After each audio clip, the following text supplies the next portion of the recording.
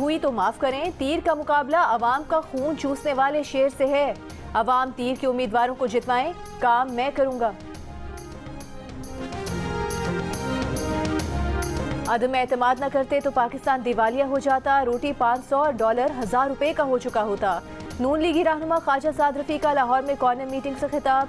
कहा, पता था कि बानी पीटीआई का गन सर पर उठाएंगे तो लोग जिम्मेदार ठहराएंगे। खजाना खाली था, कोई डॉलर देने को तैयार न था। एक एक करके नाराज मुल्कों को मनाया।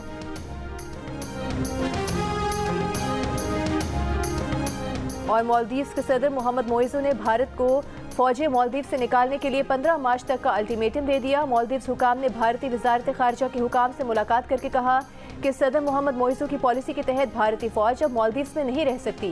भारतीय वजारत खारजा ने खबर पर ताहाल कोई रद्द अमल नहीं दिया।